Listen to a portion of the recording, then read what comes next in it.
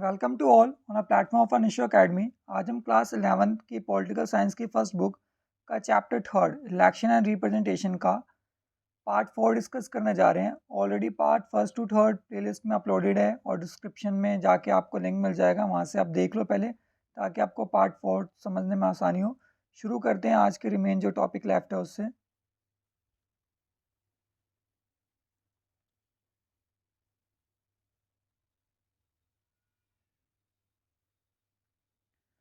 Y reservation, delimitation commission क्या होता है, उसके रोल्स क्या होते हैं। ठीक है, देखो रिजर्वेशन क्यों नीडेड है। जैसे कि हमें पता है जब कॉन्स्टिट्यूशन मेक किया गया था उस समय सबसे बड़ी प्रॉब्लम ये थी कि इंडिया के अंदर बहुत सारा कास्ट सिस्टम था। अब जातियाँ थी डिफरेंट डिफरेंट, सबको रिप्रेजेंटेशन नहीं मिल रहा था। तो डॉक्टर बी आर अम्बेडकर, जिन्हें फादर ऑफ इंडियन कॉन्स्टिट्यूशन कहते हैं, उन्होंने कहा एक काम करो, एक एरिया डिसाइड करो on the way of people, यहाँ पे पर्टिकुलर कोई लोअर कास्ट का रह रहा है तो उसके लिए यहाँ पे सीट्स डिसाइड होगी जहाँ पे वो व्यक्ति खड़ा होगा।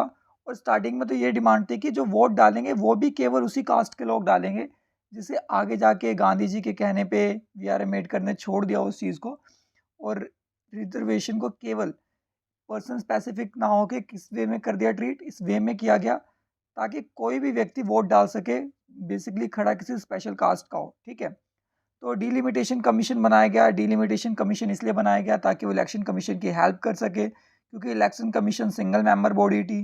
अब सिंगल मेंबर बॉडी अकेले इतने बड़े देश के लिए कैसे इलेक्शन करवा सकती है, तो जिसकी वजह से क्या हुआ, डीलिमिटेशन कमीशन बनाया गया।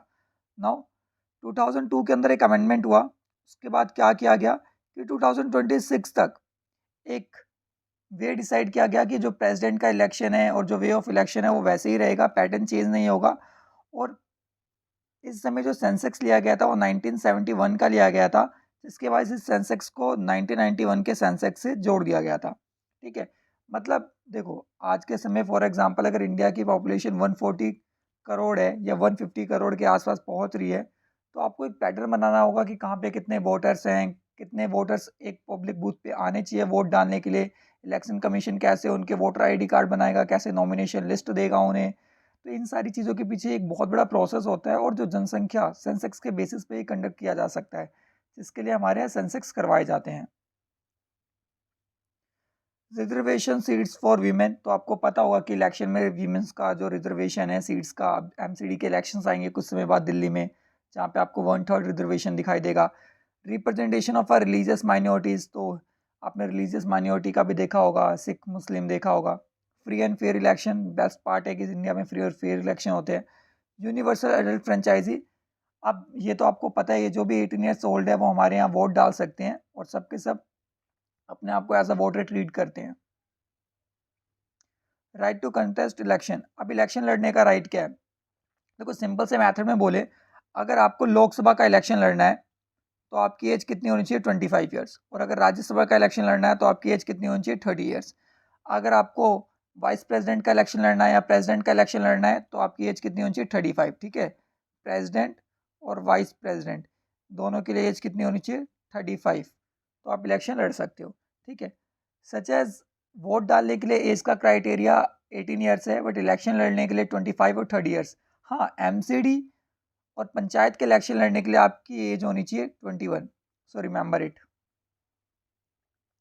अब बात करते हैं, देखो इलेक्शन कमीशन है क्या। देखो यार बहुत सिंपल सी बात है कि इलेक्शन कमीशन जिस समय 1950 में बनी थी, जब सुकुमार सैन इलेक्शन कमीशन के हेड थे, उस समय सिंगल मेंबर बॉडी थी। बट देखो समय के अकॉर्डिंग चीज़ों में चेंज आता है। ठीक है, और चेंज आना जरूरी भी है क्योंकि हर चीज़ अपने आप में परिवर्तन चाहती है ना। तो 1989 तक क्या था, ये सिंगल मेंबर बॉडी थी। उसके बाद फिर इसमें चेंज आया, फिर इसमें 2 मेंबर हुए, 3 मेंबर हुए। ठीक है, तो प्रेजेंट टाइम में आप कमेंट करके बताना है कि इलेक्शन कमीशन कितने मेंबर बॉडी है। अच्छा, on 16 October 1989 a single member commission became a 3 member. ठीक है, तो 1989 से पहले क्या सिंगल मेंबर थे, 1989 में कितने हो गए, 3 मेंबर बॉडी होगी। ठीक है, multi member commission in January 1990, appointment of a both new members was cancelled. ठीक है, 1990 में कैंसिल कर दिया गया। देखो ये तो इलेक्शन कमीशन के ऊपर है कि उसे सिंगल मेंबर बॉडी चाहिए या मल्टीपल मेंबर बॉडी चाहिए। ठीक है, election commission became a single member body. ठीक है, as before 1993 the commission became a 3 member again. तो देखो सिंपल सी बात है, हमें क्या याद रखना है कि भाई 89 तक सिंगल मेंबर बॉडी थी, फिर उसके बाद एक्ट आया 1990 में, हमने क्या देखा कि वो 3 मेंबर बॉडी थे, फिर 1993 में दोबारा एक्ट आया, दोबारा से वो सिंगल मेंबर बॉडी होगी। देखो ऐसा इसलिए होता है क्योंकि डिपेंड करता है कि उस समय की गवर्नमेंट क्या है, उस समय की गवर्नमेंट की खुद की आइडियोलॉजी क्या है, गवर्नमेंट के खुद खुद के किस तरह के प्रोटोकॉल्स हैं जिसके हिसाब से लोग चेंज करते रहते हैं। The chief election commissioner and other commissioner are appointed by the president. तो always keep remember this point। ये देखो बहुत जनरली जो यूपीएससी सीएससी आईएएस के लिए एग्जाम होता है वहाँ पे बहुत कॉमनली स्टेटमेंट्स आती है कि इलेक्शन कमीशन ऑफ इंडिया जो होता है उसे कौन अपॉइंट करता है, कितने साल का टेन्योर होता है, क्या वो रीअपॉइंट हो सकता है। तो याद रखना भाई, प्रेसिडेंट अपॉइंट करते हैं, 6 ईयर का टेन्योर होता है, एज क्या होती है 65 होती है, दोबारा इलेक्ट हो सकते हैं, बिल्कुल हो सकते हैं। इलेक्शन कमिश्नर और फाइनेंस कमिश्नर जो होते हैं दोनों दोबारा अपॉइंट हो सकते हैं। तो छोटी छोटी सी चीज़ें हैं but try to remember it. अच्छा, he hold the post of a period of a 6 year. However, if a chief election commissioner or any other commissioner has attained the age of a 65 year, shall ambit date। ठीक है, तो उन्हें हटा दिया जाएगा जब उनकी डेट पूरी हो जाएगी, मतलब जब उनकी एज पूरी होगी तो हटा दिया जाएगा। और बेसिकली देखो जो इलेक्शन कमिश्नर होते हैं इंडिया में, या तो वो एक आईएएस ऑफिसर होते हैं या मोस्ट प्रोबेबली आईपीएस या आईआरएस, क्योंकि जो टॉप के ब्यूरोक्रेट्स होते हैं उन्हें ये पोस्ट दी जाती है। बात करते हैं function and the power of election commission कि क्या पावर्स होती है, क्या फंक्शन होते हैं। ठीक है, तो सबसे पहली चीज़ होती है इलेक्टोरल रोल्स। ठीक है, तो वो एक लिस्ट बनाना जिसके अंदर प्रिपेयर करते हैं कि कौन कौन से वोटर्स हैं हमारे और कौन से नहीं है। ठीक है, शेड्यूल डिसाइड करते हैं इलेक्शन का कि कब इलेक्शन करवाने हैं, किस तरह से पैटर्न है। ठीक है, डेट ऑफ नॉमिनेशन बताते हैं। ठीक है, विड्रॉवल की डेट कि आप कब तक, जैसे समटाइम क्या होता है कि हमने इलेक्शन में पार्टिसिपेट किया, अब हमें लगता है कि नहीं यार नहीं करना, तो अपनी जमानत जब्त क्यों करवाएं, यानी जो हमने पैसे डिपॉजिट किए इलेक्शन कंडक्ट करने के लिए वो क्यों खराब करें, तो हम वापस ले सकते हैं अपना नॉमिनेशन। ओके, कमीशन बहुत डिफरेंट डिफरेंट स्टेप्स लेती है। We can see here direct central pacts sensitive constituencies. ठीक है, तो आपको पता है हमारे यहाँ क्या होता है, सबसे पहला काम तो इनका ये है कि फ्री इलेक्शन करवाएं, जिसके लिए डायरेक्ट इंटरफेयर करते हैं। ठीक है, लेज down the code of a conduct. अब कोड ऑफ कंडक्ट क्या है, देखो हर इलेक्शन के लिए मॉरल कोड ऑफ कंडक्ट होते हैं। मॉरल कोड ऑफ कंडक्ट, इसका मीन ये होता है कि इलेक्शन फ्री तरीके से लड़ा जाए। जैसे कि आपने देखा होगा हमारे यहाँ इलेक्शन के टाइम पे दारू की बोतलें बांटना या कंबल बांटना या अपने आप को लड्डू रसगुल्लों में तुलवाना एक आम सी चीज़ें होती है, बट ये सारी करप्ट प्रैक्टिसेस में आती है, सब कुछ गलत है, ऐसा आप नहीं कर सकते। या व्हाट्सएप या फेसबुक के थ्रू आप अपना एडवर्टीजमेंट कर रहे हो कि हमें वोट दो, ये सारी चीज़ें गलत है, क्योंकि आप इससे क्या कर रहे हो, अपने वोटर्स को एक तरह से लालच दे रहे हो, और जो गलत है। क्योंकि अगर आपको इलेक्शन कंटेस्ट करना है तो आपको अपनी कैपेबिलिटीज़ पे करना है, अपने वर्क पे करना है, अपने एथिक्स पे करना है, ना कि उन चीज़ों पे करना है जो चीज़ें गलत हैं। हालांकि हमारे यहाँ इलेक्शन लड़ाई ऐसा जाता है कि हमने ये करा वो करा जो एक्चुअली में गलत है। इश्यूज, ठीक है, ideal code of a conduct for a free and fair election. ठीक है, जैसा भी हमने डिस्कस किया, the election commission lays down the norms for the recognition of a parties as a national parties और स्टेट पार्टीज। तो national parties और state party का मतलब क्या है, देखो स्टेट पार्टी वो पार्टी है जिसकी गवर्नमेंट 4 से कम स्टेट्स में है, या जिसे पिछले जो इलेक्शंस हुए हों वहाँ पे 6% सीट्स ना मिली हो। कुछ क्राइटेरियाज हैं इनके डिफरेंट डिफरेंट। ठीक है, कुल मिला के हमारे यहाँ स्टेट पार्टीज भी हैं, नेशनल पार्टीज भी हैं। बस फ़ायदा ये होता है कि स्टेट पार्टीज पे ज़्यादा प्रॉफिट्स नहीं होते। ठीक है, बट जो नेशनल पार्टीज होती हैं उनके काफ़ी ज़्यादा बेनिफिट्स होते हैं, उन पर स्टार कैंपेन्स होते हैं, बड़े बड़े नाम होते हैं। ठीक है, the commission allocates mark of the parties on the independent candidates. ठीक है, तो ये काफ़ी अच्छा है कि जो नेशनल पार्टी होती है उन्हें वही चीज़ें मिलती हैं जो इस तरह के वो साइंस चाहते हैं। बाकी अदर साइन इलेक्शन कमीशन अपनी मर्जी से एलोकेट करता है। ऐसे देखा होगा आपने लास्ट ईयर किसी को देखा आपने कि वो पेन के साइन पे खड़ा था, इस साल वो बुक के साइन पे खड़ा है। ये सब इलेक्शन कमीशन डिसाइड करता है। Illiterate masses can not read the name of the candidate of their parties, they can identify the mark of a choose the candidate of their choice. तो आपको पता है कि हमारे यहाँ जानबूझ के नाम के साथ साइंस भी रखे जाते हैं कि पेन है, हाथ है, कमल है। ये आपने देखा होगा जस्ट बिकॉज क्योंकि हमारे यहाँ इलिटरेसी भी है, लोग नाम नहीं पढ़ पाते तो वो साइन देख के वोट देते, तो एक अच्छी बात है। The reserve mark become the quite popular, also facilitate parties of the convention for their candidate। तो ये भी एक अच्छी बात है कि आप डिफरेंट वे में लोगों को और अच्छे बेनिफिट्स दे रहे हो, कि लोगों को पता चल रहा है कि अच्छा पार्टी ये है, इस पार्टी को हमें वोट देना है, ताकि मार्क से हेल्प मिल जाए उन्हें। अच्छा, 6 क्या है, if any question arises as to whether a member of a parliament has become unfit for membership of the house, the dispute can be decided in the consultation with the president election commission. अब देखो यहाँ पे है क्या कि अगर कोई भी विवाद है, कोई भी डिस्प्यूट है, ठीक है, पार्लियामेंट से रिलेटेड, प्रेसिडेंट के इलेक्शन से रिलेटेड, तो इसे जरा एक करेक्ट करना। आप देखो कभी भी कोई जो डिस्प्यूट होगा ना प्रेसिडेंट के इलेक्शन से रिलेटेड होगा, तो वो सीधा सुप्रीम कोर्ट में जाएगा, वो इलेक्शन कमीशन के अंडर नहीं आता, ठीक है, तो इसे थोड़ा ठीक कर लेना। हालांकि इलेक्शन कमीशन उस पर एडवाइस दे सकता है, यहाँ पे बात तो एडवाइस की हो रही है, बट फिर भी क्योंकि जो आपका क्वेश्चन आएगा वो क्वेश्चन यही आएगा कि अगर प्रेसिडेंट के इलेक्शन में कोई डिस्प्यूट हो रहा है तो उसे देखेगा कौन, सॉल्व कौन करेगा, तो ये पार्ट है सुप्रीम कोर्ट का, सुप्रीम कोर्ट इसे देखेगा, ठीक है। सुप्रीम कोर्ट में डिफरेंट काइंड ऑफ जुरिडिक्शन है, ठीक है, अपीलेट जुरिडिक्शन है, ओरिजिनल जुरिडिक्शन है, फंडामेंटल है, तो उसके अकॉर्डिंग वो अपने काम करता है। ओके, अब देखते हैं इंडिपेंडेंस क्या है इलेक्शन कमीशन ऑफ इंडिया की, यानी किस तरह से वो फ्री होकर अपने काम कर सकता है और नहीं कर सकता। तो पहला कि जो चीफ इलेक्शन कमिश्नर है उसे केवल आप रिमूव कर सकते हो इन अ सेम मैनर जैसे कि आप सुप्रीम कोर्ट के जज को करते हो, रिमूव करते हो, ठीक है। तो इसका एक पैटर्न है कि आप लोकसभा में लेके आओ, राज्यसभा में लेके आओ, मेजोरिटी से पास करवाओ, ठीक है, इसके हिसाब से हटा सकते हो, ऐसा नहीं कि आपका जब मर्जी मन करेगा आप हटा दोगे। Second, it is the duty of a president and the governor of a state to arrange the necessary staff for the commission to conduct the elections. आपको जान के ये शॉक लगेगा कि इलेक्शन कमीशन जैसे भी हमने डिस्कस किया कि सिंगल मेंबर बॉडी है या 3 मेंबर बॉडी है, तो सोच के देखो 1 या 3 जने पूरे भारत जैसे देश में इलेक्शन करवा सकते हैं क्या? Is it possible to conduct the election? No. तो फिर इलेक्शन के लिए मेंबर कहाँ से लाते हैं? देखो हमारे यहाँ स्कूल्स हैं, कॉलेजेस हैं, different kind of government staff है, तो बेसिकली जो स्कूल्स और कॉलेज का डिपार्टमेंट होता है इसे इलेक्शन में लगाया जाता है। आपने देखा होगा मैक्सिमम स्कूल्स में पोलिंग बूथ होते हैं हमारे, तो स्कूल्स के जो टीचर्स होते हैं वही इलेक्शन कमीशन के लिए वर्क कर रहे होते हैं, ठीक है, इनके खुद के कोई मेंबर्स नहीं होते। Okay, free and fair election, तो फ्री और फेयर इलेक्शन करवाना तो उसका सबसे पहला रोल ही है। Democracy is considered as the government of the people, no government has the right to remain in the power without the voluntary support of the public. तो देखो सबसे अच्छी बात है, देखो डेमोक्रेसी का मतलब ही है पीपल।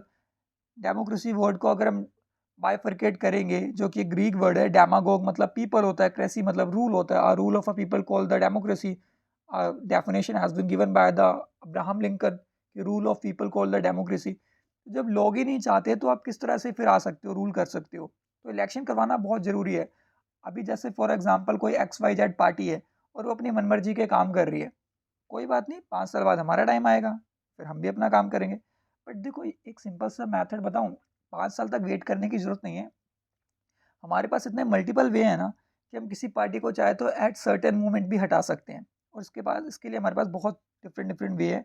हाँ, इंडिया के अंदर क्योंकि हम आज भी लिटरेसी रेट ही काउंट करते हैं, एजुकेशन तो है नहीं हमारे यहाँ, क्योंकि एजुकेशन रेशियो जो हमारे यहाँ है, एजुकेशन सिस्टम है, आपको ही पता है कि हमारे यहाँ टॉप क्लास स्कूल्स बनाए जाते हैं, कॉलेज बनाए जाते हैं, बट वही due to lack of a coordination हमारे यहाँ टीचर्स ही अवेलेबल नहीं है। टीचर्स हैं वो पढ़ाना नहीं चाहते, तो फिर किस तरह से अवेयरनेस फैले, ठीक है। Adult franchise is an important feature of our constitution, ठीक है। तो अच्छी बात है कि हमारे पास एक ऐसा फीचर है जहाँ पे 18 ईयर्स ओल्ड पर्सन वोट दे सकता है, ठीक है, कंट्री में चेंज ला सकता है, एक रिवोल्यूशन ला सकता है, ठीक है, like our honourable Bhagat Singh, ठीक है। Conduct of election is the function of the election commission, तो इलेक्शन कमीशन का एक सबसे बड़ा काम है कि भाई इलेक्शन कंडक्ट करवाना। Third, spending more than the money set by the candidate on his own election is considered as a corrupt practices. तो आपको पता होगा कि अगर आप इलेक्शन में एक फिक्स अमाउंट से ज़्यादा मनी खर्च करते हो तो आप पे चार्जेस लगेंगे। हालांकि ये कहने वाली बातें हैं, अगर मान के देखा जाए कि MLA के इलेक्शन में 70 लाख का एक क्राइटेरिया रखा गया है, तो ये कहने को है वो 7 करोड़ भी खर्च कर देगा, क्योंकि उसे जीतने से मतलब है, और वो फिर निकालेंगे कहाँ से, एक बार भाई पोजीशन में आ जाए, मेजोरिटी में आ जाए, उसके बाद डिफरेंट काइंड ऑफ टैक्स लगाएंगे, डिफरेंट काइंड ऑफ करप्शन करेंगे, और 7 करोड़ खर्च करे थे ना तो उसके पीछे एक जीरो बढ़ा के 70 करोड़ कमा लेंगे। भाई कोई टेंशन नहीं है, इंडिया में बहुत सिंपल सी बात है। The election commission sends prescribes to the gate sensitive constituencies, तो इलेक्शन कमीशन का काम है भाई, ठीक है, कि जो भी एरियाज हैं उन्हें बाइफरकेट करे, उन्हें डिसाइड करे कि कितना दूर होना चाहिए, किस तरह से लोगों की कन्वीनियंस होनी चाहिए, लोग आराम से पहुंच जाएं वोट डालने।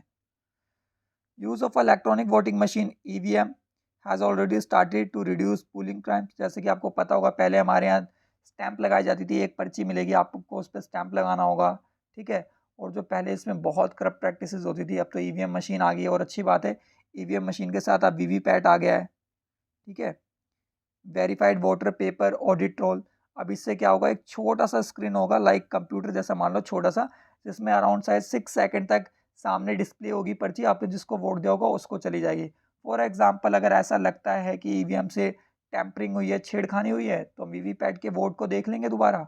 उससे क्या होगा, हम दोबारा से वोटों की रिकाउंटिंग करवा सकते हैं। To get equipped with any kind of a weapon around any polling station is summing as a crime. तो आपको पता ही होगा, अगर कोई वेपन लेके घूमता है इलेक्शन डे वाले दिन या नॉर्मल डेज पे भी घूमे, भाई क्राइम तो क्राइम है। बट हालांकि उन दिनों काफ़ी ज़्यादा सख्ती होती है, आपने देखा होगा जगह जगह पुलिस खड़ी होती है या सीआरपीएफ वाले खड़े होते हैं ना। Election prediction heard by the high court, ठीक है। तो इलेक्शन पेडिशन है जिन्हें हाई कोर्ट रिस्पेक्टिवली सुनता है, देखता है कि कुछ गलत तो नहीं हुआ है, ठीक है। The choice is improve. अब देखो, एक सिंपल सी बात है कि जो हमारी चॉइस है वो इम्प्रूव हो रही है और होना भी चाहिए। रिफॉर्म बहुत ज़रूरी है, ठीक है। प्रोपोर्शनल रिप्रेजेंटेशन, पहले जहाँ फर्स्ट पास दी पोस्ट हम देखते थे, हालांकि फर्स्ट पास दी पोस्ट अभी भी है, बट प्रोपोर्शनल रिप्रेजेंटेशन एक अच्छा मेथड है और इसे शायद समय के अकॉर्डिंग अडॉप्ट करना भी ज़रूरी है, ठीक है। It has been enable to provide the due differentiation section of the society and the political parties, ठीक है। तो समय के अकॉर्डिंग सब होगा, टाइम लगता है। Role of a money power in election, तो आपको पता है लोग आजकल, ये कॉमन सी बात है और ये शायद पहले भी कॉमन ही थी कि इलेक्शन वही लड़ सकता है जिसके पास पैसा है, आम व्यक्ति तो लड़ ही नहीं सकता, क्योंकि आम व्यक्ति समझदार हो सकता है, ठीक है। और कहा जाता है कि इलेक्शन वही लड़ते हैं जिनका एक बैकग्राउंड होता है कि भाई उन्हें ऑलरेडी लोग जानते हैं, पहचानते हैं। बट देखो ये ना थोड़ा सा डिफरेंट है। अगर हम यहीं पे फिनलैंड, डेनमार्क, स्वीडन, ये वर्ल्ड की हैप्पीस्ट कंट्री है, मोस्ट डेवलप्ड कंट्रीज है, अगर यहाँ जाएँ तो यहाँ की आप प्रेसिडेंट देखना, प्राइम मिनिस्टर देखना, फाइनेंस मिनिस्टर देखना, ये मोस्टली फीमेल मिलेंगी। इनकी एज मिलेगी आपको 32, 36, और they are the most youngest और वर्किंग, इतना अच्छा वर्क कर रही होंगी। बट हमारे यहाँ तो सॉरी टू से वो बंदे प्रेसिडेंट बनते हैं, वो बंदे प्राइम मिनिस्टर बनते हैं जिनका पता ही नहीं है वो कि कब उनका टाइम नज़दीक आ जाएगा, ठीक है। वो उस एज में बनते हैं। कहा जाता है कि इंडिया ऐसी डेमोक्रेसी को चलाने के लिए बहुत बड़ा एक्सपीरियंस चाहिए। देखो, एक्सपीरियंस, मैच्योरिटी, वर्क एथिक्स, ये सारी चीज़ें एक अलग वे है। ज़रूरी नहीं है कोई यंग है तो उस पर एक्सपीरियंस नहीं है, उस पर तरीका नहीं है काम को करने का, ठीक है। ऐसे बहुत सारे आप बड़े बड़े व्यक्तियों का नाम देख सकते हैं, एंटरप्रेन्योर का, जो एजुकेशन फील्ड में इतना अच्छा काम कर रहे हैं। But on the other hand ये इंडिया है, हम जो बात कर रहे हो यूरोपियन कंट्रीज़ की कर रहे हैं, ठीक है। अच्छा, role of a money power in election to record regularly examination of a party funds by the government auditor. तो ध्यान रखना चाहिए भाई कितना फंड आ रहा है, कहाँ जा रहा है, कैसे खर्च हो रहा है। Donation from the private companies, तो आपको पता है कि डोनेशंस प्राइवेट कंपनीज से क्यों आते हैं, क्यों नहीं आते, ताकि उनके काम हो जाए। To pay electoral expenses by the state on a fix limit, ठीक है। तो एक फिक्स लिमिट होना चाहिए भाई, ये नहीं कि जितना मर्जी हो उतना मर्जी दे दो, ठीक है। बट हाँ, ये जो मनी होता है इसका यूज़ तो केवल क्राइम के लिए ही होता है। ये आपने देखा होगा, सरकार गिराने के लिए, सरकार उठाने के लिए, कि 20 करोड़ में एमएलए खरीदे जा रहे हैं, ठीक है, 10 करोड़ में एमपी की टिकट बेची जा रही है, तो कॉमनली चीज़ें चलती है। Seeking votes in the name of the caste and the religion is a punishable offence. तो जाति के नाम पे, धर्म के नाम पे आप वोट मांग रहे हो, ये एक ऑफेंस है। बट बहुत कॉमन है, होता है कि आप, हम पंजाबी हो तो पंजाबियों को वोट दो, मुस्लिम हो तो मुस्लिमों को वोट दो। कोई ये नहीं कह रहा ह्यूमैनिटी के लिए वर्क कर रहे हैं तो ह्यूमैनिटी के लिए वोट दे दो, ऐसा किसी को मतलब नहीं है। सबको मतलब है केवल अपने इलेक्शन में जीतने से, अपनी पार्टी को बनाने से। मस्जिद गिर गई तो हिंदुओं ने गिराई, मंदिर गिर गया तो मुसलमानों ने गिरा दिया। ये नहीं कि उसे आप हॉस्पिटल में कन्वर्ट कर दो, स्कूल में कन्वर्ट कर दो, कॉलेज में। क्योंकि देखो, अगर आपने इन सबों में कन्वर्ट किया ना तो ह्यूमैनिटी के लिए वर्क कर रहे हो। और अगर लोग पढ़ लिख लेंगे तो आपकी पॉलिटिक्स को छोड़ नहीं देंगे। वो क्यों आप जैसे लोगों के पीछे भागेंगे? क्योंकि हमारे यहाँ अंधभक्तों की तो कमी है नहीं। They are just following are so called political leaders, those who are itself illiterate, जो खुद ही अनपढ़ हैं उनको फॉलो कर रहे हैं। और रियलिटी है, क्योंकि उन्हें पता है 2 टाइम का खाना चाहिए, दारू चाहिए, चलो चलते हैं उनके पीछे। Political parties make many promises which cannot be made, such as a free electricity, water, or a free mixer grinder. It is such as a promise must be a place in the sunny category of the securing votes by a paying bribe. तो देखो ऐसे वादे करना गलत है कि हम आपको ये फ्री दे देंगे, वो फ्री दे देंगे, ठीक है? ये एक तरह से ब्राइब है, इलेक्शन जीतने का तरीका है। आप किसी कंट्री में किसी चीज़ को फ्री दे के उस कंट्री का डेवलपमेंट नहीं कर सकते। सब्सिडी ठीक है, but on the other hand आप इन चीज़ों को प्रोवाइड ना करवा के लोगों के स्किल के लिए वर्क करो, लोगों को अच्छी एम्प्लॉयमेंट दो, लोग खुद पे खुद ये बेसिक नीड्स को पूरा कर लेंगे। लोग इतने बेकार भी नहीं है कि अपनी ज़रूरतों की चीज़ों को इकट्ठा ना कर पाएँ, क्योंकि आप उन्हें बेकार बनाना चाहते हो इसलिए वो बनने को तैयार हैं। The reservation of a seats for women, women's के लिए रिजर्वेशन है। Mode of appointments of election commissioner, ठीक है? तो वीमेंस के लिए जो रिजर्वेशन है सीट, उससे ज़्यादा सीटें भी बढ़ानी चाहिए ताकि और अच्छा इंप्रूवमेंट हो। और mode of appointment of election commissioner, ठीक है? इसमें भी थोड़ा मेथड चेंज होना चाहिए। आपको सच में से मल्टी मेंबर बॉडी कर देना चाहिए ताकि इसमें ज़्यादा अच्छा इंप्रूवमेंट आए। ठीक है, जल्दी मिलते हैं नेक्स्ट चैप्टर के साथ।